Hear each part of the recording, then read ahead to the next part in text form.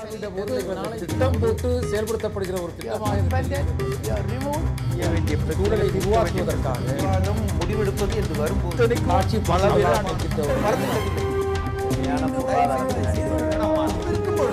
எதிர்த்து பேசிட்டு. வணக்கம். நேர்பட பேசு நிகழ்ச்சியில் உங்களை சந்திப்பதில் மகிழ்ச்சி. தமிழக சட்டமன்றம் செப்டம்பர் 29ஆம் தேதி வரை நடைபெற இருக்கிறது. மொத்தம் 19 நாட்கள் வேலை நாட்களை கொண்டு, அதாவது ஒரு நாள் இரங்கல் தீர்மானத்தை தவிர்த்து 18 நாட்கள் வேலை நாட்களை கொண்டு இந்த சட்டமன்ற கூட்டத்தொடர் என்பது இடையிடையே விடுமுறையோடு நடந்து வருகிறது. இந்த சட்டமன்ற கூட்டத்தொடர் இந்த அரசினுடைய 4ஆம் ஆண்டு இறுதி காலகட்டத்தில் அடுத்த ஆண்டு இது போன்ற ஒரு முழுமையான மானிய கோரிக்கையுடன் கூடிய சட்டசபை நிகழ்வதற்கான சாத்தியக்கூறுகள் இல்லாத சூழலில் மிகவும் முக்கியமான ஒரு கூட்டத்தொடராக பார்க்கப்பட்டது. அப்படி இருக்கும் பட்சத்தில் இந்த சட்டசபை கூட்டத்தொடரில் எப்போதும் போல் எதிர்க்கட்சிகளோட வெளிநடப்பு, அதிமுக திமுக இடையான பரஸ்பரம் குற்றச்சாட்டுக்கள், பெருமளவிலான முக்கியமான கருப்பொருள்களில் விவாதங்கள் நடைபெற்றதாக தெரியவில்லை என்ற விமர்சனங்கள் இந்த சட்டசபை கூட்டத்தொடர் நடவடிக்கைகள் மீது வந்து கொண்டுதான் இருக்கின்றன. வெளிநடப்பு என்பது எதிர்க்கட்சியின் உரிமை என்று ஒருபுறம் சொல்லப்பட்டாலும், வெளிநடப்புக்கு பின் அவையில் பங்கேற்று அவர்கள் எந்த மாதிரியான ஆக்கப்பூர்வ நடவடிக்கைகளை செலுத்துகிறார்கள் என்ற கேள்வியும் எஞ்சி நிற்கிறது. எதிர்க்கட்சிகளை ஆக்கப்பூர்வ நடவடிக்கைகளில் ஈடுபட ஆளும் அரசு அனுமதிக்கிறதா என்ற கேள்வி மறுபுறத்தில் வராமல் இல்லை. இப்படி ஒரு சூழலில் இன்றைய சட்டசபை கூட்டத்தொடர் நிகழ்வுகள் குறித்தும் இதற்கு முன் நடந்த நிகழ்வுகள் குறித்தும் ஒட்டுமொத்தமாக சேர்த்து விவாதிக்க நாம் திட்டமிட்டிருக்கிறோம். அந்த அடிப்படையில் இன்றைய அமர்வில் நம்மோடு அனைத்து இந்திய அண்ணா திராவிட முன்னேற்ற கழகத்தைச் சேர்ந்த திரு காசிநாத பாரதி, காங்கிரஸ் கட்சியின் சட்டமன்ற உறுப்பினர் திருமிகு விஜயதாரணி, திரு சட்டமன்ற உறுப்பினர் திரு தனியரசு, அதே போன்று திராவிட முன்னேற்ற கழகத்தைச் சேர்ந்த சட்டமன்ற உறுப்பினர் கோவி செழியன் ஆகியோர் நம்மோடு வந்திருக்கிறார்கள். தொடர்ந்து நாம் பேசலாம். காசிநாத பாரதி, உங்களிடமிருந்தே ஆரம்பிக்கலாம்னு நினைக்கிறேன். அதாவது எதிர்க்கட்சிகள் வெளிநடப்பு செய்கிறாங்க, அவங்க போதுமான அளவுக்கு எந்த விதமான ஆக்கப்பூர்வ நடவடிக்கையில் ஈடுபட மாட்டேங்கிறாங்க, அரசை குற்றம் சுமத்துறாங்க அப்படின்னு சொன்னாலும் எல்லாவற்றிலும் நாங்கள் தாராளமாக இருக்கிறோம்னு சொல்ற அரசு எதிர்க்கட்சிகள் பேசுவதற்கும் உங்கள் மீது விமர்சனங்கள் வைப்பதற்கும் ஒரு தாராளமான இடத்தை அனுமதிக்காதன் காரணம் என்ன? இல்லை, அனுமதிக்கவில்லை என்று காரணத்தை கூற முடியாது. இப்போ ஒவ்வொரு மானிய கோரிக்கைகள் இப்போ செப்டம்பர் 19 வரைக்கும் உள்ள ஒவ்வொரு நாளும் எந்தெந்த மானிய கோரிக்கைங்கிற அடிப்படையில் எல்லாமே அவங்களுக்கு ஆல்ரெடி ஷெட்யூல் அஜெண்டா கொடுத்தாச்சு. ஆனால் சட்டமன்றம் தொடங்கிய முதல் நாளே இவர்கள் மதுவிலக்கு கோரிக்கையை எடுக்க வேண்டும் அப்படின்னு சொல்லி, அதாவது பரபரப்பை உண்டு பண்ண வேண்டும், சட்டமன்றத்தை செயல்பட விடாமல் தடுக்க வேண்டும்ங்கிற ஒரே நோக்கம் தான். ஏன்னா மதுவிலக்கு ஆயத்தீர்வை என்னைக்கு வருதோ அன்னைக்கு அவங்க அந்த டிபேட்டை கொண்டு வரலாம், அதை அன்னைக்கு பேசலாம். ஆனால் இவங்க விரும்புகின்ற நாளில் அதை கொண்டு வரணும்னு சொல்றதே சட்டமன்றத்தை முடக்குவதே இவர்களுடைய நோக்கமாக இருக்கிறது. ஆக்கப்பூர்வமான விவாதங்களை தொடங்குவதற்கு இவர்கள் தயாராக இல்லைங்கிற ஒரு கருத்தை நான் முதல்ல பதிய வைக்க விரும்புகிறேன். ஏன்னா இவங்க இந்த முறை மட்டுமல்ல, சென்ற முறை 2001 to 2005 காலகட்டத்தில் கூட அவர்களுடைய தளபதி என்று அவர்கள் அழைக்கின்ற ஸ்டாலின் அவர்கள் சட்டமன்ற கட்சியினுடைய எதிர்க்கட்சி தலைவராக இருந்தவர் எந்த இடத்துலையுமே காரிடாரில் கை காட்டியதோடு சரி, என்னைக்காவது ஒரு நாள் ஒரு ஆக்கப்பூர்வமான விவாதத்தில் கலந்து கொண்டு அவர் கருத்தை பதிவு செய்திருக்கிறாருன்னு நீங்கள் சட்டமன்ற நிகழ்ச்சியை எடுத்து பார்த்தீங்கன்னா எந்த இடத்துலையுமே கிடையாது. எந்த ஒரு கருத்துலையுமே அவர் விவாதத்தில் பங்கேற்றதும் கிடையாது, பங்கேற்ற அவர் கருத்துக்களை சொன்னதும் கிடையாது. 2011-15 அவர் ஆக்கப்பூர்வமாக பங்கேற்க அவர்களுடைய நோக்கமே வெளிநடப்பு செய்வது இல்ல. பங்கேற்கும் வருபவர்களை நீங்க அனுமதிக்கிறீங்களாங்கிறதா நாங்க கேள்வி. இல்ல என்னோட கேள்வி, மதுவிலக்கு ஆயத்தீர்வுத்துறை மானிய கோரிக்கை வர்ற அன்னைக்கு மதுவிலக்கு பத்தி பேசிக்கலாம்னா சுகாதாரத்துறை மானிய கோரிக்கை வர்றதுக்கு முன்னாடி அறிவிக்கிறீங்களா நீங்க? சுகாதார மானிய கோரிக்கை மக்கள் நல திட்டங்கள் என்பது வேறு, விவாதங்கிறது வேறு. மக்கள் நல திட்டங்கள் என்பது வேறு, விவாதங்கிறது வேறு. அதனால ரெண்டையும் ஒண்ணா கிளப் பண்ணி நம்ம பேச முடியாதுன்னு வச்சுக்கிங்களேன். இல்ல, இதுவும் மக்கள் நலன் சார் தானே எதிர்க்கட்சி. இல்ல, மக்கள் நலன்னா இவங்க என்னைக்கு அதான் முதல் நாளே அதை தொடங்குறதுக்கான காரணம் என்ன? இது சம்பந்தமான பிரச்சனை போயிட்டு இருக்கு. மக்கள்கிட்ட ஒரு பீதியை உண்டு பண்ணணும், இதை வச்சு சட்டமன்றத்தை கவனத்தை ஈர்ப்பதற்கு எதிர்க்கட்சிகளுக்கு உரிமை இருக்கு. கவன ஈர்ப்பு தீர்மானத்தை கொண்டு வர்றாங்க, அது எடுக்கிறதுங்கிறது சபாநாயகர் உரிமை தான். அதுக்குள்ள போய் தலைவருடைய உரிமை. ஒரு பப்ளிக் இம்பார்ட்டன்ஸ் எழுந்திருக்கு என்கிற அடிப்படையில மதுவிலக்கு எடுப்பதில் என்ன பிரச்சனை இருக்கிறது? இல்ல வேறு கவன ஈர்ப்பு தீர்மானங்களுக்கு பதில் சொல்ல என்ன பிரச்சனை இருக்கு? போது எல்லாமே ரிட்டர்ன்ல முதலாளி கொடுத்து இம்பார்ட்டன்ஸ் அதுல வந்திருக்காங்கிறது எனக்கு தெரியாது. மதுவுக்கு எதிரான போராட்டமே இவங்க நடத்தல, மது கடைகளுக்கு எதிரான போராட்டத்தை தான் தொடர்ந்து நடத்திக்கிட்டே இருக்காங்க. அதனால அது பப்ளிக் இம்பார்ட்டன்ஸ் இருந்துச்சுன்னா இன்னைக்கு இவங்களுடைய கட்சி தொண்டர்கள் இவங்க சொல்றதை கேட்க ஆரம்பிச்சிருந்தாலே இன்னைக்கு பாதி கடையை நாங்க மூடுற மாதிரி ஆயிருங்க, வியாபாரமே நடக்காம போயிருக்கும். அதனால அப்படியெல்லாம் ஒண்ணும் கிடையாது. அடுத்து இவங்களுடைய சட்டமன்ற உறுப்பினர்களுடைய எண்ணிக்கை தகுந்த மாதிரி தான் இவங்களுக்கு நேரம் ஒதுக்கப்படும். இவங்க எதிர்பார்க்குற மாதிரி நாங்க ஒரு 2 மணி நேரம் பேசணும், இது பப்ளிக் மீட்டிங் மாதிரி எதிர்பார்த்தாங்கன்னா அதுக்கான வாய்ப்பு கிடையாது. முறையாக மரபுப்படி தான் நேரம் ஒதுக்கப்படுகிறது, உங்க ஸ்ட்ரென்த்தை பொறுத்து தான் நேரம் ஒதுக்கப்படுதுங்கிறாங்க. ஆனா என்னுடைய கேள்வி, ஒதுக்கப்படும் நேரத்தில் டிஸ்ட்ராக்ஷன் இல்லாம எதிர்க்கட்சி உறுப்பினர்கள் பேசுறாங்க அப்படின்னு சொல்ல முடியுமா?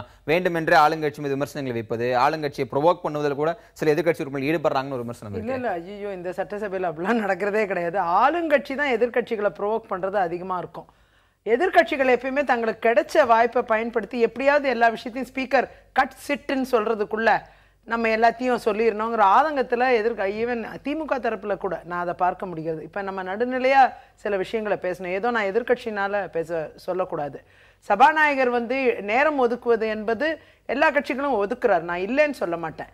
ஆனால் அதே நேரம் எவ்வளவு நேரம் ஒதுக்குகிறார், என்ன விஷயங்களுக்காக பேச அனுமதிக்கப்படுகிறது என்றெல்லாம் பார்த்தோன்னா ரொம்பவே அதில் வந்து அவங்களுடைய கட்சியோடைய அந்த சர்வாதிகார போக்கு தான் அங்கே தென்படுகிறது. இப்போ நீங்கள் சபாநாயகர் என்ற முறை நாம் எதிர்பார்க்கறது வந்து அவர் நமக்கு நிறைய வாய்ப்புகள் தரணும், பேச வாய்ப்பு அவர் தர முயற்சிக்கிறார், நம்ம அவரை ஒருபொழுதும் குறை சொல்றது இல்லை. ஆனால் நீங்கள் வந்து எதையாவது நம்ம சொன்னோம்னா குறுக்கீடு இல்லாத ஒரு பேச்சே இருக்க மாட்டேங்குது. எதிர்கட்சிகளை பொறுத்தவரை ஆளுங்கட்சியை விமர்சனம் பண்ணுறதுங்கிறது நம்ம அதுக்கு டைமே கிடையாது, நாம் சப்ஜெக்ட் பேசுறதுக்கே நமக்கு நேரம் பத்தலை. ஆனால் ஆளும் தரப்பிலிருந்து பயங்கரமாக விமர்சனங்கள், நேரடி விமர்சனங்கள், ஒரு மாதிரி வார்த்தைகள், அவை குறிப்பிலிருந்து இன்னைக்கு கட்டாயமாக நாங்கள் டிமாண்ட் பண்ணி நீக்க வேண்டிய கட்டாயத்தில் இருக்கக்கூடிய வார்த்தைகள் இதெல்லாம் நிறைய பயன்படுத்துகிறாங்க. அந்த விதத்தை பார்த்தீங்கன்னா இன்னைக்கு இவர் நம்ம பாரதி சொன்னார், தம்பி சொன்னார், இந்த கவன ஈர்ப்பு ஒத்திவைப்பு முதல் நாளே ஏன் கொடுக்குறீங்க?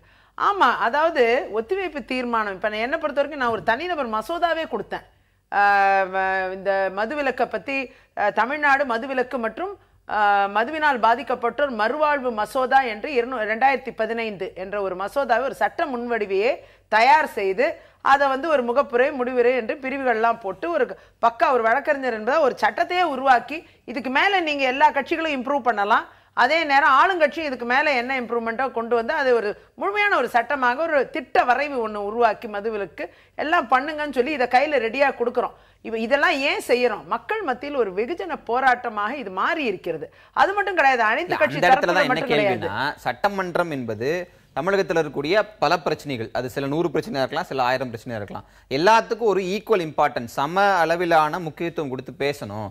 ஆனா ஒரு சில பிரச்சனைகளை ஹார்ட் பர்னிங் இஷ்யூன்னு சொல்லிட்டு நீங்களா அதை டேர்ம் பண்ணி அதை முத நாள் கொண்டு வர்றீங்க. அது உங்க கவனத்தை ஈர்ப்பது, உங்கள் மீதான மக்கள் கவனத்தை ஈர்க்கிறதே ஒழிய அரசினுடைய உங்கள் கவனத்தை ஈர்ப்பது இல்லை. அப்படி இல்லை, நீங்க பார்க்கணும். கிட்டத்தட்ட இன்னைக்கு வரைக்கும் நான் 36 சிறப்பு கவன ஈர்ப்பு தீர்மானங்களை நானும் என் கட்சி தரப்பில் கொடுக்கப்பட்டிருக்கு. கொறடா என்ற முறையில் காங்கிரஸ் கட்சி தரப்பில் 36 கவன ஈர்ப்பு தீர்மானம் கொடுக்கப்பட்டிருக்கு, 4 ஒத்திவைப்பு தீர்மானம் கொடுக்கப்பட்டிருக்கு, ஒரு தனிநபர் மசோதா, இதெல்லாம் இவ்வளவும் தாக்கல் பண்ணியிருக்கோம். எல்லாத்துக்குமே ஈக்குவல் இம்பார்ட்டன்ஸ் இருக்கு. ஆனா 36 ஒரே நேரத்தில் மென்ஷன் பண்ண முடியாது. நீங்க அதை புரிஞ்சுக்கணும். அன்னைக்கு நான் மதுவிலக்க குறித்து கொடுத்த அன்னைக்கே நான் விழுப்புரம் மாவட்டத்தை சார்ந்த சேஷசமுத்திரம் வன்முறை, தலித் மக்களுக்கு எதிராக ஏவப்பட்ட வன்முறையை குறித்து நீதி விசாரணை வேண்டும் என்ற கோரிக்கையும் அவர்களுக்குள்ள அந்த இதெல்லாம் பிரச்சனைகளை தீர்த்து வைக்கிறது இந்த அரசாங்கம் முன்னெடுக்கணுங்கிறதுக்கான அந்த கவன ஈர்ப்பையும் மென்ஷன் பண்றோம். இது மாதிரி தலித் கிறிஸ்தவர்கள் பிரச்சனை எல்லாமே, அதாவது ஒரே நேரத்துல எல்லாத்தையும் கேட்க முடியாது, ஒவ்வொரு நாளும் ஒன்னொன்னு. இந்த 4 நாள்ல 4 கேட்டா காங்கிரஸ் உறுப்பினர் சொல்வதோ இல்ல திராவிட முன்னேற்ற கழகத்தை சேர்ந்தவர் சொல்வது கூட எதிர்க்கட்சி உறுப்பினர்கள் இப்படிதான் சொல்லுவாங்கன்னு அது ஒரு டேர்ம் பண்றதுக்கு ஒரு வாய்ப்பு இருக்கு. பட் அது அப்படி டேர்ம் பண்றது சரியில்லைங்கிறத தாண்டி ஆளுங்கட்சியோட ஆதரவு நிலைப்பாட்டில் இருக்கக்கூடிய நீங்கள் போதுமான அளவு நேரம் பெறுகிறீர்களா? இப்ப காசிநாத பாரதி சொல்றது உங்க ஸ்ட்ரென்த்தை பொறுத்து டைம் கொடுக்கப்படுது அப்படின்னா இப்ப நீங்க வந்து ஒரு சட்டமன்ற உறுப்பினராக செயல்படுறீங்க, உங்களுக்கு போதுமான நேரம் ஒதுக்கப்படுகிறதா? இல்ல உண்மையிலேயே பாரதி சொன்ன மாதிரி இல்ல. ஏற்கனவே முன்னாடி ஒரு விஷயத்தை தெளிவு பண்ணோம், மக்களுக்கு நாம் இது தெரிவிக்கணும். ஏதோ எம்எல்ஏக்கள் நாங்க வந்து சட்டமன்றத்துக்குள்ள போயிட்டு வெளிநடப்பு பண்ணவொன்னு வீட்டுக்கு கிளம்பி போயிருவோம்னு யாரும் நினைக்க கூடாது. நாங்க வெளியில வந்து பத்திரிகைகள்கிட்ட எங்களுடைய கவன ஈர்ப்போ ஒத்திவைப்போ எடுக்காத பொழுது மக்கள் பிரச்சனையை உள்ள பேச முடியாத சூழ்நிலை வெளியில வந்து அந்த எதிர்ப்பை பதிவு பண்ணிட்டு செய்தியாளர்களிடம் சொல்லிட்டு மீண்டும் உள்ள அவைக்குள்ள போய் சாயந்தரம் 4:30 மணி வரைக்கும் பெல் அடிச்சு சபாநாயகர் அவர்கள் விட வரைக்கும் நாங்க கிளம்புறதே கிடையாது. அங்கேயே உட்கார்ந்து பேச வாய்ப்பு கிடைக்குதான்னு உட்கார்ந்து காத்திருந்துதான். தயவு செஞ்சு மக்கள் புரிஞ்சுக்குங்க, நாங்க ஏதோ சபாநாயகர் சட்டமன்றத்துல இல்லாம வெளியில போயிடுறோம்னு நினைக்காதீங்க. நாங்க வேலை பார்த்துக்கிட்டே இருக்கோம் ஃபுல் டைம். மக்கள் நல்லா புரிஞ்சுக்கிறாங்க. புரிஞ்சுக்கணும். பல்வேறு ஊடக விவாதங்கள்ல நீங்க வந்து நெறியாளர் தடுத்தாலும் அல்லது அமைதி காக்குமாறு கேட்டாலும் நீங்க அப்படி அமைதி காக்குறது இல்ல, மற்றவங்களை பேச அனுமதிக்க மாட்டீங்க. அதே மாதிரிதான் சட்டமன்றத்திலயும் அதே மாதிரி தான் இவங்க தொந்தரவு பண்றாங்க. பேரவைத் தலைவர் நடவடிக்கை எடுக்கிறாங்க. என்னோட கேள்வி தகுதி, அதாவது உறுப்பினர்களுடைய எண்ணிக்கையின் அடிப்படையில் பேசுவதற்கான நேரம் கூடுதலாக கொடுக்குறாங்கிறது அது மரபுல விதியில் இருந்தாலும் கூட காங்கிரஸ் கட்சியை பொறுத்த வரைக்கும் நீங்கள் இந்த சட்டமன்ற இவங்களுடைய விவாத நேரங்கள் அல்லது கேள்விக்கான இவங்களுக்கான வாய்ப்பெல்லாம் பார்த்தீங்கன்னா இவங்களுக்கு இருக்கிற இந்த 5 உறுப்பினர்கள் அதுலேயும் இப்போ 2 அணியாக அவங்க பிளவுபட்ட சூழ்நிலையிலும் கூட அதிகப்படியாக கூடுதலாக வாய்ப்பு தர்றது காங்கிரஸ் கட்சிக்கு. அதுலேயும் குறிப்பாக நம்முடைய இந்த விவாதத்தில் பங்கெடுத்திருக்கிற வழக்கறிஞர் விஜயதாரண்யமாவுக்கு இன்னும் கூடுதலான வழக்கறிஞர் செல்லப்பிள்ளையா பேச வைக்கிற பேரவைத் தலைவர் மாண்புமிகு முதல்வர் புரட்சித் தலைவர் அம்மா இருக்கும்போதே இவங்களை பேசுறதுக்கு அனுமதிப்பாங்க. கேட்ட கேள்விகளுக்கும் வைத்த கோரிக்கைகளுக்கும் ஏராளமாக இவங்களுக்கு உதவி செஞ்சுருக்காங்க. அப்படி பார்த்தா இவங்களை அதிமுகவுக்கு தொடர்ந்து நன்றி சொல்றது தான். நன்றி சொல்றது நீங்க சொல்ல வர்றது அப்ப பிரதான எதிர்க்கட்சி அதிமுக இருக்கக்கூடிய திராவிட முன்னேற்ற கழகத்துக்கு மட்டும்தான் அனுமதி தரப்படுறதுன்னு புரிஞ்சுக்கல. அதுலயும் பார்த்துட்டேன் நான் இந்த 2-3 நாளா பாருங்க. இப்ப நேற்று வந்து இப்ப சுப தங்கவேலண்ண மிக தெளிவா பேசுறாங்க. மைக்கு கொஞ்சம் சரியா வேலை செய்யல. அப்ப நம்ம அவையினுடைய முன்னவர் நிதியமைச்சரும் பொதுப்பணித்துறை அமைச்சருமா இருக்கிற பன்னீர்செல்வம் ஐயாவே அப்போ பேரவைத் தலைவரும் மைக்கை நல்லா பக்கத்தில் வச்சு தெளிவாக நல்லா பேசுங்கன்னு திராவிட முன்னேற்ற கழகத்தினுடைய முன்னாள் அமைச்சர் சட்டமன்ற உறுப்பினரை சிறப்பாக பேசுங்கன்னு சொல்கிறாங்க. அப்போ அவங்களுடைய கருத்து அவங்க மிக தெளிவாக பேசுகிறதுக்கு வாய்ப்பு கொடுத்தாங்க. அதில் அவர் இறால் பண்ணை குறித்து அனுமதி இல்லாமல் நடத்துறது குறித்து பேசினாங்க. அதுக்கு அமைச்சர் தெளிவாக விளக்க சொன்னாங்க. அது இன்னும் விளக்க சொல்லும்போது அவங்க என்ன சொன்னாங்க, இறால் பண்ணை அனுமதி இல்லாமல் நடத்துறதுக்கு அனுமதிக்கிறது இல்லை, அப்படி ஏதாவது உங்களுடைய கவனத்துக்கு இருந்தால் நீங்கள் அரசனுடைய கவனத்துக்கு கொண்டு வந்து ஒரு நடவடிக்கை எடுக்கணும்னு சொன்னாங்க. அதே மாதிரி ஆழ்துளாய் கிணறு அமைக்கிறதுக்கு அங்கே வந்து வாய்ப்பு குறைவாக இருக்குது, அதுக்கு அரசு அனுமதிக்கிறதுலேன்னு சொன்னாங்க. அதில் வந்து 200 அடி 300 அடிக்கு மேலே போனால் கடல் நீர் அங்கே வந்து கடற்கரை ஓரமாக இருக்கிறதுனால அதுங்க கடல் நீர் உப்பு நீர் மேலே வந்து அதெல்லாம் அப்படியெல்லாம் அதில் ஆரோக்கியமான விவாதம் திராவிட முன்னேற்ற கழகத்துக்கு வாய்ப்பு தரப்படுகிறது. அந்த திராவிட முன்னேற்ற கழகத்தினுடைய அதுலதான் தனியரசு என்னுடைய கேள்வி என்னன்னா, ஆரோக்கியமா விவாதமே நடக்கல அப்படின்னு சொல்ல முடியாது. விவாதங்கள் நடக்கின்றன. ஆனா அது எந்த இடத்துல ப்ரோவோக் ஆகுது, எந்த இடத்துல அது பிரச்சனையாக வெடிக்கிறது, தனிமனித தாக்குதலுக்குள்ள போகும்போது இது பார்க்கக்கூடிய மக்களுக்கு திராவிட முன்னேற்ற கழகம் எங்களை அதிமுகவினர் தரக்குறைவாக பேசினார் விமர்சனம் செஞ்சாங்கன்னு வெளியே வர்றதும், அதிமுகவினர் முதலமைச்சர் குறித்து திராவிட முன்னேற்ற கழக உறுப்பினர்கள் தவறா பேசினாங்க, இல்ல அமைச்சர்கள் தவறா பேசினாங்க, மிக எளிமையானது. இது ரெண்டையும் எப்படி புரிஞ்சுக்கிறது? மிக எளிமையானது. அதாவது கிருஷ்ணகிரி மாவட்டத்தினுடைய செயலாளர், வேப்பனஹள்ளி சட்டமன்றத்தினுடைய உறுப்பினர் செங்குட்டுவன் இன்னைக்கு சட்டமன்றத்தில் பேசினார். எங்கள் ஊருக்கு சுதந்திரம் வாங்கி 69 ஆண்டுகள் ஆகி பல்வேறு கிராமங்களினுடைய பட்டியலை சொல்லி பேருந்தே வரலன்னு சொன்னார். அப்போ அமைச்சர் சொன்னார், நீ இந்த கேள்வி இன்னைக்கு நீங்கள் கேட்டதுக்கு நன்றின்னு சொன்னார். தொழில்துறை அமைச்சர், போக்குவரத்துறை அமைச்சர் தங்கமணி என்ன நன்றி சொல்லிட்டு, நீங்கள் உங்கள் ஆட்சி காலத்தில் திமுக ஆட்சி காலத்தில் நீ மாவட்ட செயலாளர் நீங்கள் சட்டமன்ற உறுப்பினர் பலம் வாய்ந்து இருந்த பொழுது கூட இந்த கிராமத்துக்கு உங்களால் பஸ் வசதி செஞ்சு தர முடியல. இப்போ நீங்கள் சுட்டி காட்டி வினா எழுப்பியிருக்கீங்க, விரைந்து பரிசீலித்து உடனே நடவடிக்கை எடுக்கப்படும் சொல்லியிருக்காங்க. இன்னும் ஒரு வாரத்தில் நீங்கள் அந்த கிராமத்துக்கெல்லாம் பஸ்ஸு போ. அப்போ திமுக ஆட்சியில் திமுக சட்டமன்ற உறுப்பினர்கள் கேட்டு பெற முடியாத கூட அனைத்து இந்திய அண்ணா திமுக ஆட்சியில் மாண்புமிகு முதல்வர் புரட்சித் தலைவர் அம்மா ஆட்சியில் தான் கேட்டதெல்லாம் கிடைக்குது. இன்னும் காங்கிரஸ் கட்சிக்கு சொல்லிடுறையா, காங்கிரஸ் கட்சிக்கு அம்மாவுக்கே நல்லா தெரியும். இதுவரைக்கும் இவங்களுடைய தொகுதியில் இப்போ இவங்க விளவங்கோடு தொகுதியில் எந்த சட்டமன்ற உறுப்பினரும் செய்ய முடியாத அளவுக்கு இவங்க ஏராளமான நிதியை வாங்கிட்டு போய் தொகுதி மக்களுடைய மேம்பாட்டு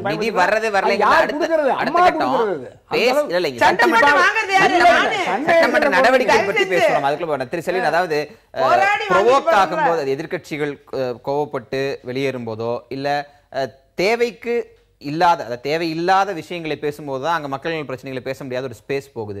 அதற்கு யார் காரணம் அப்படிங்கும் போதெல்லாம் திராவிட முன்னேற்ற கழகத்தை சேர்ந்தவர்கள் கோரிக்கை வைப்பதில்லை, எங்களை ப்ரோவோக் பண்றாங்கன்னு சொல்றாங்க. அப்படித்தான் நீங்கள் பேசுகிறீர்களா? திராவிட முன்னேற்ற கழகத்தை பொறுத்தவரை சட்டமன்றத்திலும் சரி மக்கள் மன்றத்திலும் சரி ஜனநாயக முறைப்படி ஒரு அரசியல் நடத்துவதில் தகுதியான இயக்கம் என்பதை அண்ணா காலம் தொடங்கி கலைஞர் காலம் தொடங்கி இன்றைக்கு சட்டமன்ற கட்சி தலைவராக இருக்கிற தளபதி காலம் வரை நடைமுறைப்படுத்துகிறோம்.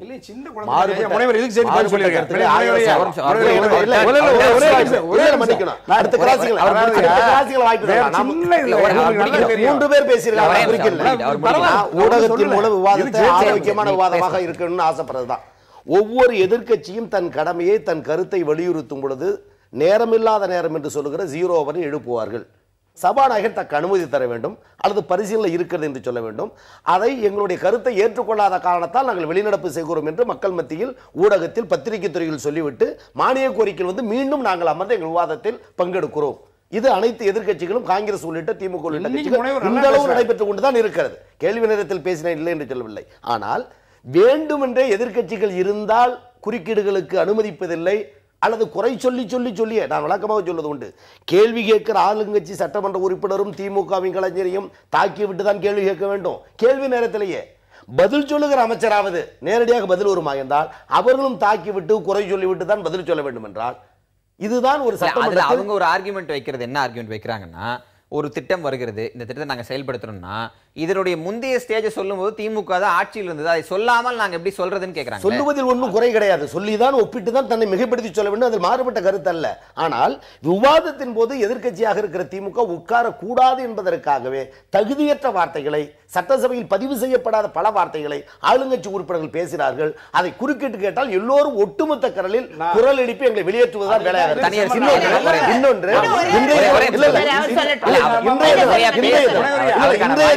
இன்றைய தினம் செங்குட்டுவன் பேச்சை குறுக்கிட்டு சொல்கிறார்ல, அவர் கடந்த முறை கிருஷ்ணகிரி தொகுதி சட்டமன்ற உறுப்பினர், இப்பொழுது ஹேப்பனகிலி அதைதான் சொல்ல வர்றார்.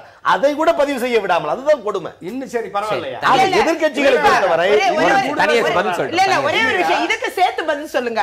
அதாவது குறிப்பா அவர் அண்ணன் சொன்னாரு, இந்த விஷயங்கள் பேசும்பொழுது இந்த வார்த்தைகள், அந்த வார்த்தைகள் பாத்தீங்கன்னா கடுமையான வார்த்தைகள் வந்து விடும். சிலது வந்து நாங்க அவை குறிப்புல இருந்து நீக்குன்னு கேட்டு சபாநாயகர் நீக்குவார்.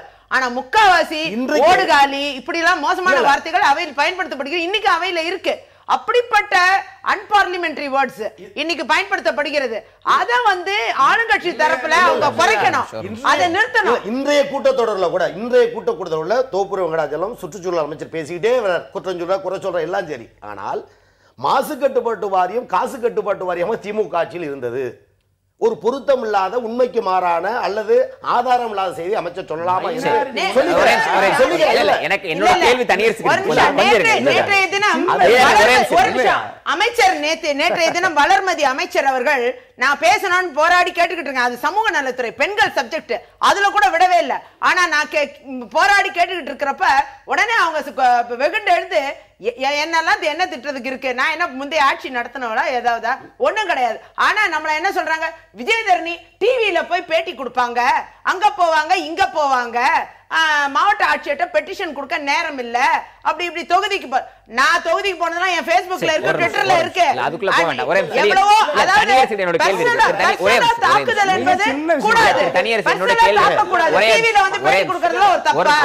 இதெல்லாம் சபையில வாய்ப்பு தந்தா டிவியில ஏன் பேசுறோம்? நம்பர் அடிப்படையில் பார்க்கும்போது திராவிட முன்னேற்ற கழகம் 23 பேர் அங்க இருக்கிறாங்க. கூடுதல் வாய்ப்பு அவங்களுக்கு தரல. ஒரு நிமிஷம், என்னோட கேள்வி அதுதான். நீங்க ஒரு சாலிட் மெஜாரிட்டியில அதிமுக இருக்கிறது, அதனுடைய கூட்டணி கட்சிகளாம் இருக்கிறீங்க. ஆனால் தொடர்ச்சியாக ஒரு பொலிட்டிக்கல் டிரைவில் அரசியல் ரீதியான எதிர்க்கட்சிங்கிறனாலே அவர்கள் இருப்பை தேவையற்ற ஒன்றாக சட்டமன்றத்தில் அதிமுக கையாளுகிறதா? அவர்கள் இருக்கும்போது எந்த விஷயத்தையும் பேசுவதற்கு தயங்கியோ அல்லது பேச வேண்டாம் என்றோ அந்த உறுப்பினர்கள் வெளியேற்றுவதற்கான முயற்சிகள் அதிமுக அமைச்சர்கள் ஈடுபடுறாங்களா? இல்லை, வேற ஒன்றும் இல்லையா. இப்போ அதாவது இயல்பாகவே அரசினுடைய நலத்திட்டங்களையும் அறிவிக்கிறதையும் அந்த நலத்திட்டங்களின்பால் நாட்டு மக்கள் தன்னுடைய அதை திட்டத்தின் பயனாளிகள் அதை பயன்பெற்று அரசின் மீதும் அரசை நடத்துகிற அனைத்து இந்திய அண்ணா திராவிட முன்னேற்ற கழகத்தின் மீதும் அதனுடைய தலைவி புரட்சித் தலைவர் அம்மா வேண்டும் முதல்வர் மீதும் அளவற்ற பற்றும் புகழும் அவருடைய வளர்ச்சியை கூட்டிகிட்டே வர்றதை பொறுக்க முடியாமையா இவங்க தேடி தேடி கண்டுபிடிச்சு எந்த இல்லாத குற்றச்சாட்டை, ஆதாரம் இல்லாத பொய்யான தவறான குற்றச்சாட்டை சபைக்கு தர்றாங்க. அப்படின்னா இன்னைக்கு தோப்பு வெங்கடாச்சலம் விஷயத்துக்குள்ள வரலாம். நம்ம ரொம்ப ஜென்ரிக்கா பேசிட்டு இருக்கோம், சப்ஜெக்ட்குள்ள வரலாம். இன்னைக்கு தோப்பு வெங்கடாச்சலம் காசு கட்டுப்பாட்டு வாரியம்னு சொல்றாரு. அதற்கு ஸ்டாலினுடைய பதில் என்னவாக இருக்கிறது என்றால், ஆதாரத்தை நிரூபிங்க, அவை குறிப்பில் நீக்கிறீங்கன்னு சொல்றாங்க. இதே ஒரு விஷயத்தை எதிர்க்கட்சி உறுப்பினர் செஞ்சிருந்தா உடனடியாக அவையில் நீக்கிற நிகழ்வு நடந்திருக்கும். அப்படி என்றால் தோப்பு வெங்கடாச்சலம் நிரூபிச்சிருந்திருக்கலாமே, நிரூபிச்சு அதை அவைக்கு நீக்கிறதா வேண்டாமான்றதை அறிவிச்சிருந்திருக்கலாமே. அதில் ரகசியம் காக்க வேண்டிய தேவை என்ன? நான் ஒன்றும் சொல்லலையா. இப்போ அந்த ரெண்டு வகையில் இவங்க முரண்பட்டாங்க. அதாவது மைனாரிட்டி திமுக அரசு அப்படின்னு ஒரு திரும்ப திரும்ப சொன்னாங்க. அதுக்கே நீ இவங்க எழுந்து அதை ஆட்சேபித்தா. அதாவது அது வந்து இல்ல இப்ப இவங்க வந்து அது இன்னைக்கு சொல்றதில்ல. இவங்க எப்ப ஆட்சி அமைச்சாங்களோ அன்னிலிருந்து உண்மையிலேயே அவங்க மைனாரிட்டி திமுக அரசு தான் சென்ற இந்த ஊடகத்துல திமுக மைனாரிட்டியாக இருந்தால் மெஜாரிட்டியா இருந்த நீங்கள் என்ன செய்தீர்கள்? என்னுடைய கேள்வி, முடிஞ்சு போன ஒரு அரசு மைனாரிட்டியா இருந்தா மெஜாரிட்டியா இருந்தா மக்களுக்கு தேவையான விஷயத்தை ஏன் பேசுறது பதிலா ரெண்டு பேர் மேல தான் கேட்கிறேன். திமுக மட்டும் இல்ல, திமுக எனக்கு தெரிஞ்சு எனக்கு தெரிஞ்சு கடந்த அரசு பொறுப்பேற்றதிலிருந்து அதிமுக போச்சுல ஜெயலலிதா அவங்க அறிக்கையிலிருந்து எல்லாத்திலையும் மைனாரிட்டி குறிப்பிடுறதும் இந்த 4 ஆண்டுகள் குறிப்பிட்டு நடந்துட்டு இருக்கு. இன்றைக்கு திமுக அந்த பிரச்சனையை புதிதாக பேசுவோம் எழுப்புறதும் தேவையற்றது. அதிலேயே கவனம் செலுத்தி மக்கள் நலன் பிரச்சனையை பேசாமல் தவிர்ப்பதும் அதிமுக செய்ய தேவையற்ற ஒரு விஷயம் தானே. அதுலயும் அமைச்சர் வந்து இன்னும் கூடுதலா தகவல் சொன்னாங்க. அதாவது வந்து நதிநீர்கள், அதாவது சாய சலவை ஆலைகளின் வழியாக மேற்கு மண்டலத்தில் இருக்கிற ஜீவ நதிகளாக இருக்கிற அமராவதி, பவானி, காவிரி ஆற்று நீரில் மாசு கூடுதலாக நீர், அது குறித்த பதிலுக்கு தான் இன்னைக்கு எதிர்கொள்வதற்கு ஆளுங்கட்சியில் தயாராக இருந்தாங்க. ஒட்டித்தான் வர்றேன். நீங்க நிரூபிக்க தயாரா? நீங்க நிரூபிக்க தயாரா? நான் ஏற்றுக்கொள்ள தயாரா தளபதி சொல்றேன். ஏற்பட பேசி இடைவேளைக்கு பிறகு தொடரும். திரு காசிநாத பாரதி, அதாவது கவன ஈர்ப்பு தீர்மானம் அப்படின்னு கொண்டு வருது என்பது அதில் ஒரு துறை சார்ந்த அமைச்சரோ இல்லை தேவைப்பட்டால் முதலமைச்சரோ பதில் சொல்லும்போது அது ஒட்டுமொத்த மக்களுக்கு அந்த செய்தி போய் சேர்கிறது. அப்படிங்கும்போது குடிநீர் பிரச்சனை உள்ளிட்ட பல பிரச்சனைகள் இருக்கின்றன. அந்த பிரச்சனையெல்லாம் எங்கே எதிர்க்கட்சியில் எழுப்பிடுவாங்க அப்படிங்கிறதுக்காக ஒரு அரசு முடிந்து இன்னொரு அரசனுடைய எண்டு ஸ்டேஜில் இருக்கும்போது முந்தைய அரசு மைனாரிட்டி அரசு இப்போ மீண்டும் பேசுறது, எதிர்க்கட்சிகள் எந்த இடத்துல ப்ரோவோக் ஆவாங்கன்னு தெரிஞ்சு பேசி முக்கியமான பிரச்சனையில இருந்து எதிர்க்கட்சிகளின் கவனத்தை திசை திருப்பும் முயற்சியில் அதிமுக ஈடுபடுறாங்கன்னு சொல்லலாமா? அப்படி நாங்கள் ப்ரோவோக் பண்ணுற மாதிரியே நாங்கள் செயல்படுறோம்னு சொன்னால் கூட இவங்க மக்கள் நலனை பாதுகாக்கின்றவர்களுக்கு அதாக அவதாரம் எடுத்தவர்கள் என்ன செய்யணும்? சட்டமன்றத்தில் உட்காந்து நேர்மையான விவாதத்தில் இறங்கணும். அதை விட்டுட்டு இன்னைக்கு என்ன சொன்னாரு ஒரு தோப்பூர் வெங்கடாசலம் மாண்புமிகு அமைச்சர் என்ன சொன்னாரு? மைனாரிட்டி திமுக அரசுன்னு சொன்னாரு. இந்த சகோதரி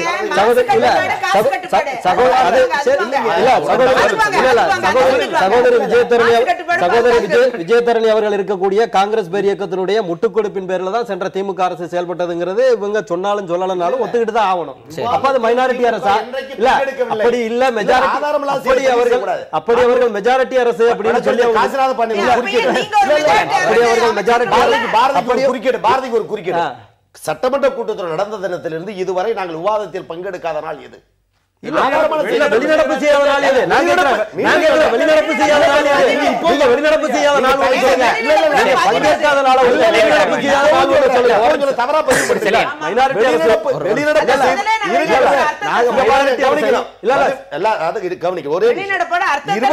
கோரிக்கையை மையமாக வைத்து நாங்கள் கவன ஈர்ப்பு தீர்மானம் தந்திருக்கிறோம். இதை ஏற்றுக்கொள்ள வேண்டும் ஒவ்வொரு கட்சி தலைவர் சொல்றோம்.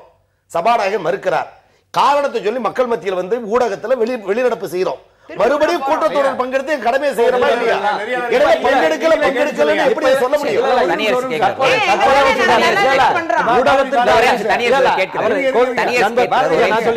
என்னடா சொன்னாரு நண்பர் கோவி செழியன் கரெக்டா சொல்லிட்டாரு. ஊடகத்திற்காக நாங்க வெளிநடப்பு செய்யறோம் அப்படிங்கிற மாதிரி வந்து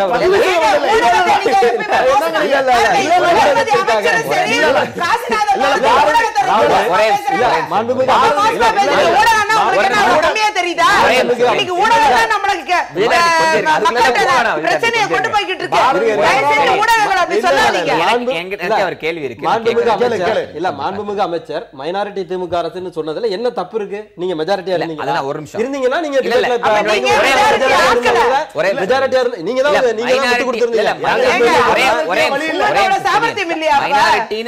மைனாரிட்டின்னு சொல்வதில் தவறில்ல, அது விமர்சனம் செய்து உங்களுக்கு எல்லா உரிமையும் இருக்கு.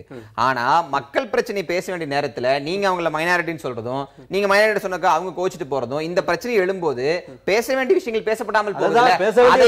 அதை வேண்டுமென்றே பிளான் பண்றது அதிமுக ஏன் சொல்லக்கூடாது? நாங்கள அவங்கள கூட்டு போங்கன்னு சொல்றோம். பெரும்பான்மை இல்ல, அதாவது ஒரு முறை நாங்க செஞ்சா தப்புன்னு எடுத்துக்கலாம். சரி, அன்னைக்கு வந்து நடந்துச்சு, அதனால வெளிநடப்பு பண்ணாங்கன்னு. அடுத்த முறை அவங்க தயாராகிறவங்க இவங்க தயாரா வேண்டியானே?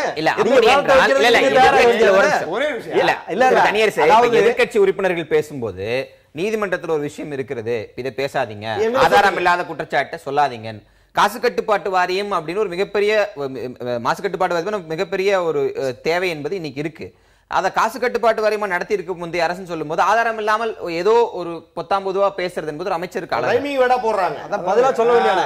அப்பனா இன்னைக்கு வேலூர்ல அவ்வளவு பெரிய மாசு கட்டுப்பாட்டு வாரியம் முறைகேடு நடந்திருக்கே, அப்ப இப்ப அது காசு கட்டுப்பாடு வாரியமா? அப்ப இந்த ஆட்சியில அது காசு கட்டுப்பாடு வாரியமா?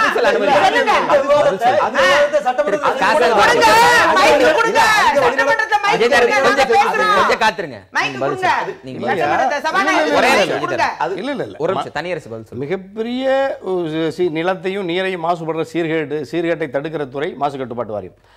இந்தியாவிலேயே மிக அதிகமாக மாசுபடுத்தியது மேற்கு மண்டலத்தில், கொங்கு மண்டலத்தில் சாய ஆலைகள்.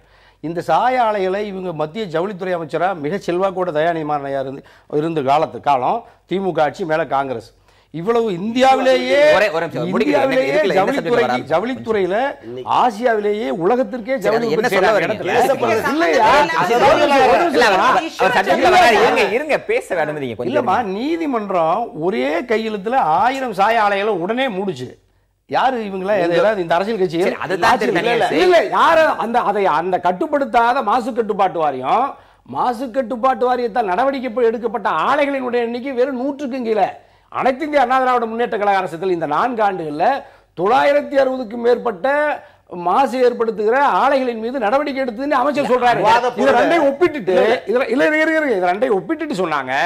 அப்ப அது இப்ப இந்த அதிகாரிகளோ அல்லது அதிகாரத்தை கையில் வச்சிருக்கிற கட்டுப்படுத்துகிற அரசியலாளர்கள், அமைச்சர் பெருமக்களோ அப்பொழுது கையூட்டு பெற்றுக்கொண்டு ஒரு கால் இப்படிப்பட்ட மாசை ஏற்படுத்துகிற ஆலைகளுக்கு நீங்கள் துணை போனீர்கள் என்பதற்கான குற்றச்சாட்டு தான்.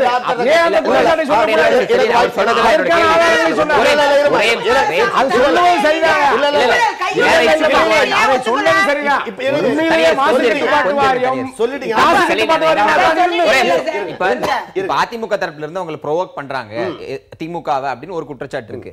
ஆனா சில விஷயங்கள் இப்ப தனியார் சொல்றது போன்று சில விஷயங்கள், சில முறைகேடுகள் கடந்த அரசில் நடந்ததை சுட்டிக்காட்ட வேண்டிய தேவை இருந்து சுட்டிக்காட்டும் போதும் இல்ல இவங்க எங்களை ப்ரோவோக் பண்றாங்கன்னு அதை மறைக்கிறதுக்கான முயற்சியில் திமுக ஈடுபடுது. எதை சுட்டிக்காட்டிலும் திராவிட முன்னேற்றம் எதிர்கொள்ள தயார். ஆனால் இன்றைக்கு சட்டமன்ற கூட்டத்தொடரில் கூட மாண்புமிகு அமைச்சர் இப்படி சொல்லியிருக்கிறாரு. ஆதாரமான செய்திகள் தானே அவையில் பேச வேண்டும். அதற்கு ஆதாரம் இருந்தால் அவர் நிரூபிக்கட்டும். அந்த விவாதத்தை நாங்கள் ஏற்றுக்கொள்ள தயார் என்று திமுக சொன்ன பொழுது, தளபதி சொன்ன பொழுது மாண்புமிகு அமைச்சர் அந்த சவாலை ஏற்றுக்கொண்டாரா? ஆதாரம் இருக்கிறது, நிரூபிக்கிறேன், ஒத்துக்கொண்டிருக்கிறாரா? எனவே நாங்கள் ஒரு நிமிஷம், எனவே சொன்னோம் இவ் நீக்க வேண்டும். 10 நிமிடம் விவாதம் நடக்கிறது, எதுவும் ஏற்றுக்கொள்ளாமல் சபாநாயகர் பிடித்தபடியாக இருக்கிறார். ஆக முறையான குற்றச்சாட்டை சொன்னால் கூட ஆளுக்கு ஏற்றுக்கொள்ளவில்லை. அதாவது விஜயதரன் எந்த இடத்துல பொதுவா சட்டமன்றம் நடைபெறுகிறது என்றால் ஒட்டுமொத்த ஒரே சவாலை இவர்கள் ஏற்றுக்கொள்கிறார்களா? சரி, அந்த சப்ஜெக்ட்ல ரொம்ப நாள் டிராவல் பண்ணலாம். கொஞ்சம்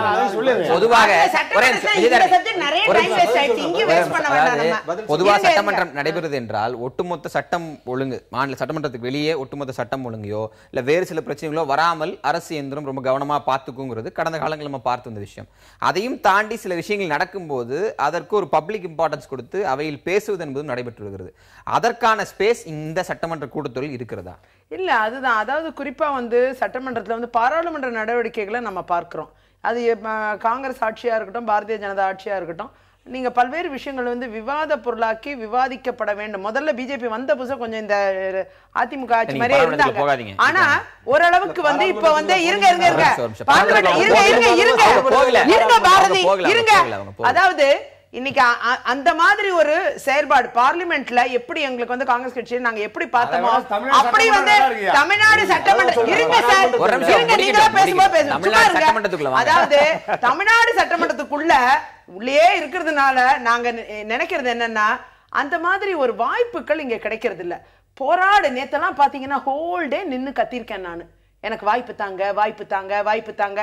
இதை விட கேவலப்படுறதுக்கு அங்க இடமே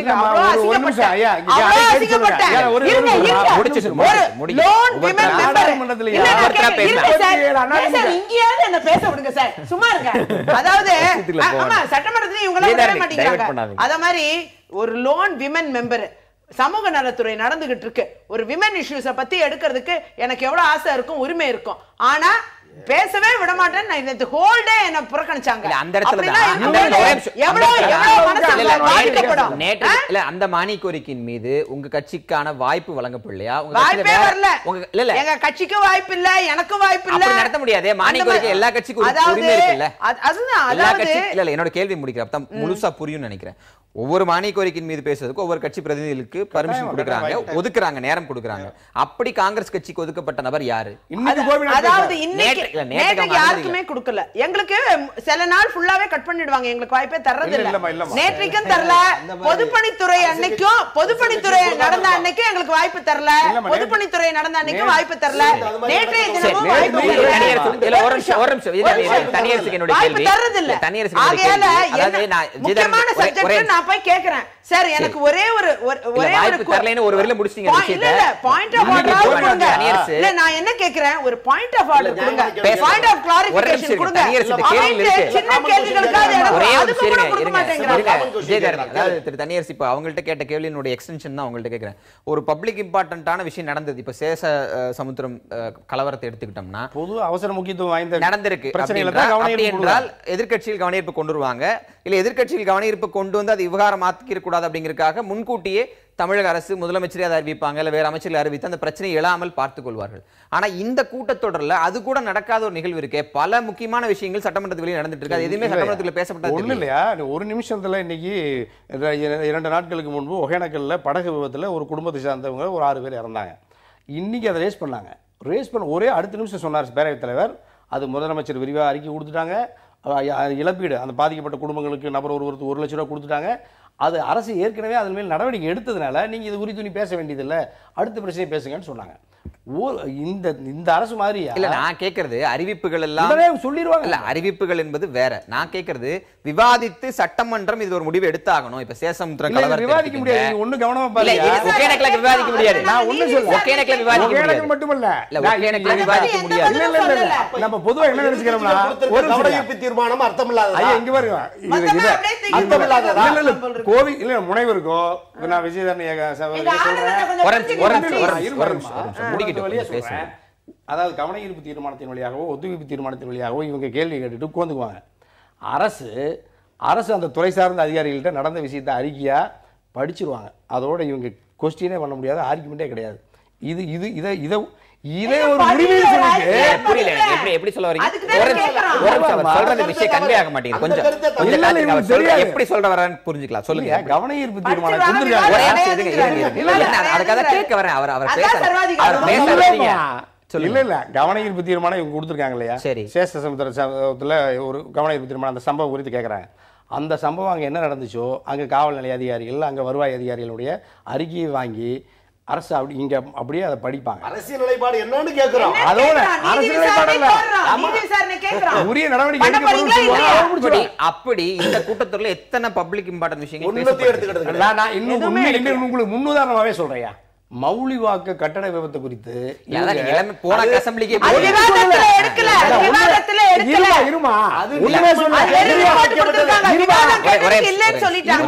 என்ன நடந்துச்சு? அறிக்கை தாக்கல் செய்யப்பட்டது. அதை தாண்டி விவாதம் தேவையில்லையா? இல்லையா?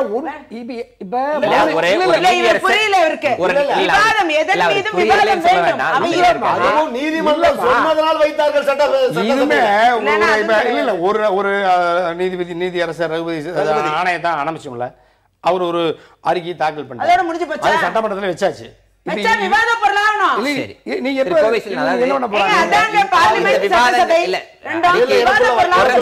அறிக்கை தாக்கல் செய்யப்படுகிறது, போதுமான தகவல்கள் பரிமாறப்படுகின்றன. இதுதான் இந்த சட்டசபையில இந்த நேரத்தில் செய்ய வேண்டிய விஷயம். இதை தாண்டி செய்யறதுக்கான வாய்ப்பு இல்லைன்னு தனியரசு சொல்றாரு. சட்டமன்றத்தில் எப்படி சபாநாயகரும் போராடி வாதாடி கூட நேரம் கிடைக்காம நாங்க தடுமாறோம். அதே போல ஊடகத்திலேயும் இன்னைக்கு சூழலை உருவாகி பொதுவாக ஒரு மாநில முதலமைச்சரோ அமைச்சரோ அனைத்து சட்டமன்ற உறுப்பினர்களுக்கு ஒரு பாதுகாப்பு கவசமாக இருந்து செயல்பட வேண்டிய ஒரு முக்கிய பொறுப்பு.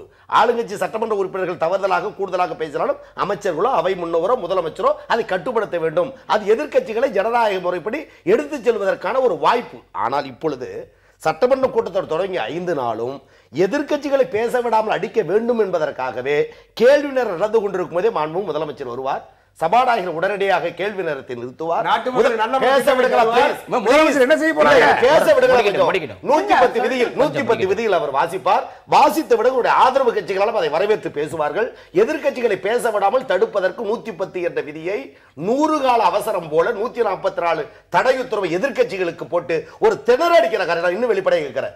வருகிற 14ஆம் தேதி வருவாய்த்துறை மானிய கோரிக்கை. நான் மாண்புமிகு அண்ணனை ரொம்ப மதிப்போடும் ஜனநாயகத்தை நம்பிக்கையுடைய அண்ணங்கிறதால கேட்கிறேன். வருகிற 14ஆம் தேதி வருவாய்த்துறை மானிய கோரிக்கை. அதற்கென்று அமைச்சர் இருக்கிறார். நேற்றைய தினம் 110 விதிகள் அதை படிக்க வேண்டிய அவசியம் என்ன? இதுதான் ஜனநாயகமா? தயவு செஞ்சு சொல்லுங்க. அந்த அமைச்சருக்கு என்னதான் வேலை இதுவரை நடந்திருக்கிறதா? பாரதி பதில் சொல்லட்டும்.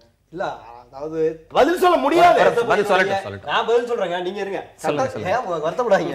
சட்டசபையினுடைய அதாவது சட்டசபையினுடைய சட்டசபையினுடைய மாண்புகளையும் சட்டசபையினுடைய விதிகளையும் ஒவ்வொரு முறையும் தூக்கி போட்டு பந்தாடியது கருணாநிதியினுடைய குடும்பம். கேள்வி நேரா இருக்கு. அதாவது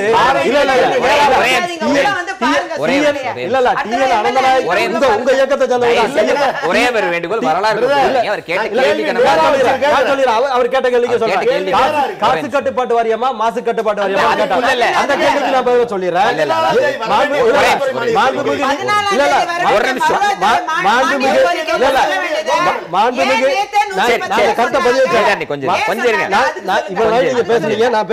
ரொம்ப அமைதியா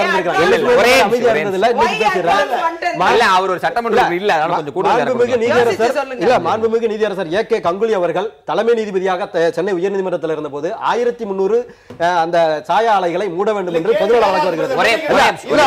காசு கட்டுப்பாட்டு வாரியத்துக்கு வர 1300 சாய ஆலைகள் 1300 சாய ஆலைகள் ஆதாரம் இருக்கான்னு கேட்டாரு. அவர் கோவிசெலியன் வந்து ஆதாரம் இருக்கான்னு இப்ப நான் பேசுறேன். 1300 சாய ஆலைகளை 3 மாதத்திற்குள் அப்புறப்படுத்த வேண்டும் என்று இல்ல அவருக்கு ஆதாரம் இருக்கான்னு கேட்டாரு. 1300 ஆலைகளை இவர்கள் அப்புறப்படுத்தவில்லை. நீங்க பேசுறப்ப அமைதியா இருங்க. ஏ.கே. கங்குலி அவர்கள் இருந்த போது 1300 ஆலைகளை அப்புறப்படுத்த வேண்டும். இது அந்த சாய இதை வந்து நிறுத்தணும்.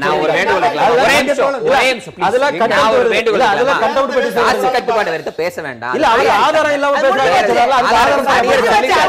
ஆதாரத்தை நான் பேசுறேன். இல்ல கண்டெம்ட் வருது. கண்டெம்ட் வந்ததற்கு பிறகு கண்டெம்ட்க்கு பிறகு கண்டெம்ட் போட்டதுக்கு அப்புறம் மாசு கட்டுப்பாடு நீங்க 110 கேள்வி என்பது ரொம்ப எளிதானது. 110 விதி எப்படி பயன்படுத்தப்படுகிறது நம்ம ஏற்கனவே பல தளங்களில் விவாதிச்சிருக்கிறோம். ஆனால் அதன் தொடர் நிகழ்வு என்பது முக்கியமான விஷயங்கள் பேசப்படும் போதெல்லாம் முதலமைச்சர் வந்து 110 அறிவிக்கிறார்னா கூடுதல் இம்பார்ட்டன்ஸ் எல்லாருக்கும் அதை நோக்கி தான் போகும். அது ஒரு டைவர்ஷன் டாக்டிக்ஸ். முக்கியமான விஷயங்கள்ல இருந்து கவனத்தை திசை திருப்பும் முயற்சி. அதை மரபுக்கு மீறி செய்யறாங்கன்னு ஒரு விமர்சனம் இருக்கு. அதை பற்றி உங்க பதில் என்ன? இல்ல 110 விதிங்கிறது எதுவும் சட்டவிரோதமா என்ன? சட்ட விரோதம் இல்ல, அது மரபுக்கு மாறி இருக்கு அப்படிங்கிறது விமர்சனம் கிடையாது. மரபுக்கு மாறி இருக்கிறதா அவங்க சொல்லிட்டு இருக்காங்க. இன்னைக்கு கூட 5400 கோடி இல்ல 5400 கோடிக்கு ராமநாதபுரத்துல நாங்க வந்து மின்சக்தி திட்டத்தை உருவாக்குறதுக்கான இதை சொல்லியிருக்கிறோம். அடுத்து சிவாஜி கணேசனுக்கு மணிமண்டபம் அமைக்கப்படுகிறத சொல்லியிருக்கிறோம். இப்படி மக்கள் இல்ல மக்களுக்கு விரோதமான இதையும் நாங்க செஞ்சிடறோம். இல்ல மக்களுக்கு விரோதமான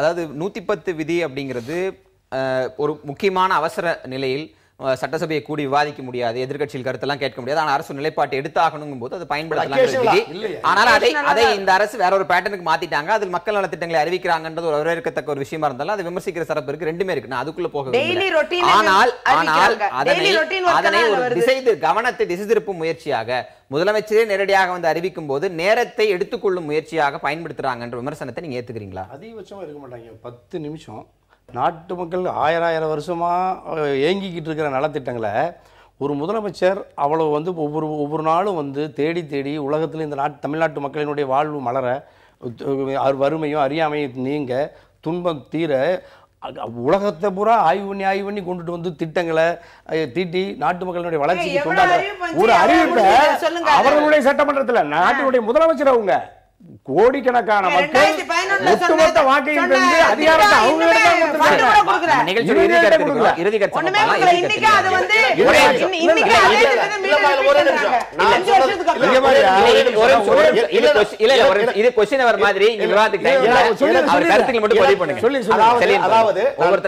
சொன்னதை போல 14ஆம் தேதி நடத்தப்பட வேண்டிய வருவாய்த்துறை மானிய கோரிக்கையில் நேற்றைய தினம் அமைச்சர் குறுக்கிட்டு பேசுகிற பதிலை 2 பேரும் சொல்லாததே அவர்கள் விளம்பரத்துக்காக சொல்லுகிறார்கள் என்பதற்கு ஒரு சான்று. மற்றொன்று, இதுவரையில் 84,000 கோடி 2 தினங்களுக்கு முன்பு இந்த புள்ளி விவரப்படி 84,000 கோடி 1 லட்சம் கோடியை அதாவது இந்த அவையிலே 110 விதியில் அறிவித்து விட்டு வெறும் 12,000 கோடி தான் செலவு செய்திருக்கிறார்கள் என்றால் 110 விதியில் முதலமைச்சர் அறிவிக்கிற அறிவிப்புகள் வெறும் வெளிச்சத்துக்காக விளம்பரத்துக்காக மட்டுமே தவிர காரியத்திற்கு அல்ல. அடுத்த விவாதத்துக்குள்ள போகாம இறுதி கருத்து. 110 விதியின் கீழே ஒவ்வொரு நாளும் திட்டத்தை தர்றதை எதிர்க்கட்சிகள் வரவேற்கணும். இவங்க முறையா பாராட்டணும். ஒரு நிமிஷம் இல்லையா? இல்ல அப்படிலாம் விதி இல்லாம இல்லையா விதி மரபு இல்லாம அப்படி எல்லாம் சட்டமன்றத்துக்குள்ள முதலமைச்சர் அப்படி செய்ய மாட்டாங்க. அவங்க அவ்வளவு அறிவிப்புகளை செஞ்சுட்டு அந்த அறிவிப்புகளுக்கு இவங்க நன்றி பாராட்டுறதுக்கு எங்களுக்கு நேரம் 10லேருந்து நாங்கள் பேரவைத் தலைவரோட தினம் சண்டை போட்டுருக்கோம். இவங்க வந்து ஆதாரமற்ற குற்றச்சாட்டுகளை சொல்லி அவையை வீணடிக்கிறாங்க. நாங்கள் நாட்டு மக்களுக்கு தந்த அளப்பரிய திட்டங்களுக்காக அப்படி முதலமைச்சருக்கு நன்றி பாராட்டுறதுக்கு நாங்க ஒரு 5 நிமிஷம் கேட்டா தர மாட்டாங்க. சரி, அப்படி எல்லாம் இல்லையா? அந்த விமர்சனம் எங்க முதலமைச்சர் வந்து மிக சிறப்பா தமிழ்நாடு சட்டமன்றத்து மாதிரி இந்தியாவில் வேற எந்த சட்டமன்றமும் ஜனநாயக மரபோட மிக சிறப்பா செயல்படுற ஒரே சட்டமன்றம் தமிழ்நாடு சட்டமன்றம் தான். அம்மாவோட. அதாவது இன்னைக்கு 110 விதி அப்படின்னு சொல்லி இவங்க நிறைய திட்டங்கள்லாம் சொல்றாங்க. இந்த உதாரணத்துக்கு மணிமண்டபம் எடுத்துக்கோங்க. சிவாஜி கணேசனுக்கு மணிமண்டபம் கொடுத்தாங்க. காங்கிரஸ்காரருக்கு நீங்க மணிமண்டபம் கொடுத்தீங்க, ரொம்ப சந்தோஷம் அப்படின்னு சொல்லி நான் பாராட்டினேன். ஆனா அதுல ஒரு உள்குத்து, அங்க சிலைய வந்து ரிமூவ் பண்ணி மணிமண்டபத்துக்கு கொண்டு போறது தான் அது நோக்கமேங்கிறது இன்னைக்கு வந்து கோர்ட்ல இன்னைக்கு சொல்லியிருக்காங்க. அப்பனா ஒரு நிமிஷம் இருங்க சார், கடைசி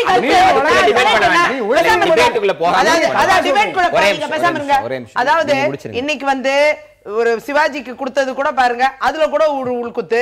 அதே மாதிரி 110 அறிக்கையில சொன்ன எதுவுமே நிறைவேறல. சில்லஹல்லா திட்டம் பாத்தீங்கன்னா நீர்மின் திட்டம், அந்த திட்டம் பாத்தீங்கன்னா 2011 அறிவிச்ச திட்டம் இன்னைக்கு 2015க்கு வந்துட்டோம். இப்பதான் வந்து மீண்டும் இன்னைக்கு ரிப்பீட் பண்றாங்க. அப்போ வந்து இன்னுமே நடைபெறாத திட்டங்கள் தான் இன்னைக்கு இருந்து கொண்டிருக்கிறது. அதான் பார்க்க முடிகிறது. எப்படியோ தொகுதிக்குள்ளதான் நான் எப்படியோ கரெக்ட் பண்ணி வாங்கிட்டேன். நடிகர் திலகம் சிவாஜி கணேசன் அவர்கள் ஒட்டுமொத்த தமிழினத்துக்கும் பொதுவானவர். அவர் காங்கிரஸ் கட்சிக்காரங்க.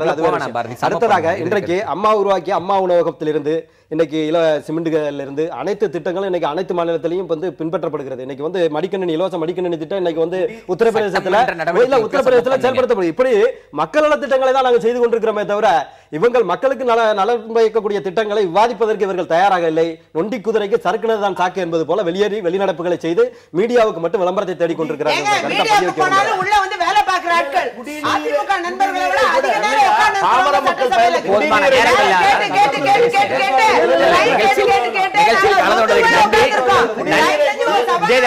ரொம்ப நன்றி. மீண்டும் சந்திக்கலாம்.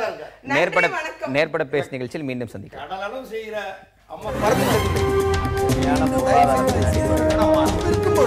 எதிர்த்து பேசிட்டு மக்கள் தங்களுடைய பங்களிப்பை அளிக்க வேண்டும்.